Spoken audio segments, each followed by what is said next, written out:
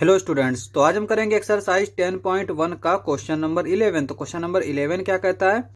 A piece of string is 30 centimetre long, what will be the length of each side if the string is use to form. तो यहाँ पे कहता है कि हमें एक स्ट्रिंग दे रखी है, यानी कोई तार दे रखा है जिसकी लेंथ क्या दे रखी है, 30 सेंटीमीटर। और उससे कहता है कि अगर इससे हम कुछ फिगर्स बनाएं जो कि यहाँ पे हमारे पार्ट्स में दे रखे हैं तो उनकी साइड्स क्या होगी।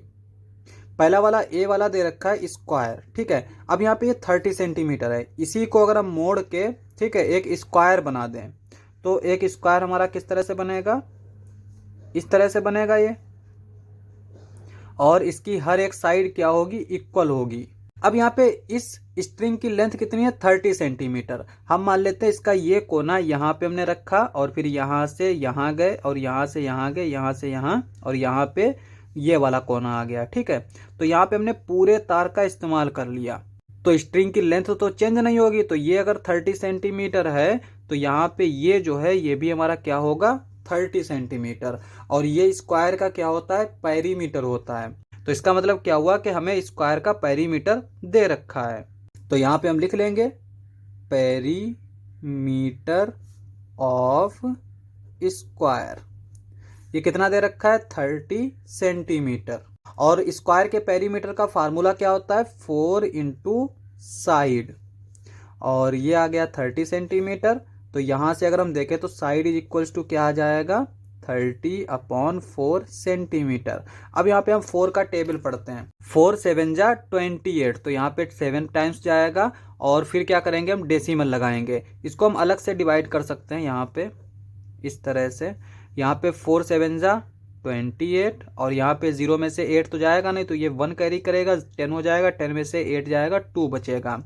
अब यहाँ पे ये तो बचा 2, और यहाँ पे 2 बचा, 2 में से 2 गया 0।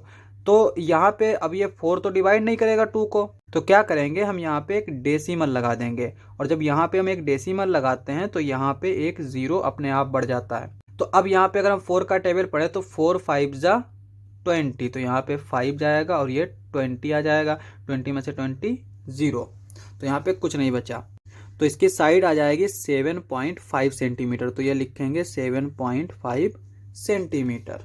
अब यहाँ पे बी वाला देख रहे थे, तो बी वाला क्या कहता है, एन इक्विलेटरल ट्राइंगल। तो इसका मतलब इस स्ट्रिंग से अगर हमने एक इक्विलेटरल ट्राइंगल बनाया तब क्या मिलेगा। तो यहाँ पे हम बना के देख लेते हैं। यहाँ पे बी वाला पार्ट ये हमने ले लिया इक्विलेटरल ट्राइंगल। इक्विलेटरल ट्राइंगल क्या होता है, जिसकी हर एक साइड इक्वल लेंथ की हो। अब यहाँ पे इसी 30 सेंटीमीटर की स्ट्रिंग से हमने बनाया, हमने मान लिया इसका ये कोना यहाँ पे है, इस तरह से हमने गए और यहाँ गए, ये 30 सेंटीमीटर कंप्लीट हो गया। तो इसका मतलब ये हुआ कि इसका पेरीमीटर जो है वो 30 सेंटीमीटर है। तो यहाँ पे हम लिखेंगे पेरीमीटर ऑफ इक्विलेटरल ट्राइंगल। ये कितना दे रखा है हमारा, 30 सेंटीमीटर। और इक्विलेटरल ट्राइंगल का पेरीमीटर का फार्मूला क्या होता है, 3 into side is equals to 30 centimetre. तो यहाँ से अगर हम देखें तो साइड क्या आ जाएगा, 30/3 सेंटीमीटर। ये आ जाएगा 10 सेंटीमीटर। तो इसका मतलब इसकी साइड क्या होगी, 10 सेंटीमीटर होगी। अब नेक्स्ट आता है हमारा आर रेगुलर हेक्सागन। अगर हम एक रेगुलर हेक्सागन बना रहे हैं तो उसकी साइड क्या आएगी। अब रेगुलर हेक्सागन का मतलब क्या होता है कि जिसकी हर एक साइड इक्वल लेंथ की हो। तो यहाँ पे देखो हेक्सागन होता है जिसमें 6 साइड्स हों। तो यहाँ पे ये 30 सेंटीमीटर का ये स्ट्रिंग है, इससे हमने क्या किया, एक ये हेक्सागन बना लिया इस तरह से। ये हमारा रफ फिगर है सी वाले का। अब यहाँ पे अगर हम यहाँ से स्टार्ट कर रहे हैं तो यहाँ से यहाँ गए, इसको मोड़ लिया थोड़ा सा, थोड़ा और मोड़ लिया इस तरह से, फिर यहाँ तक आ गए। तो इसका टोटल जो है लेंथ कितनी है, 30 सेंटीमीटर। तो इसका मतलब ये होगा कि पेरीमीटर ऑफ रेगुलर हेक्सागन ये कितना होगा हमारा, 30 सेंटीमीटर।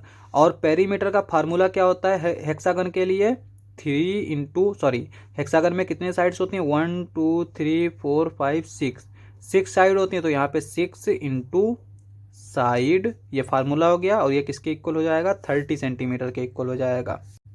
अब यहाँ पे साइड इज इक्वल्स टू क्या आ जाएगा, 30/6 सेंटीमीटर।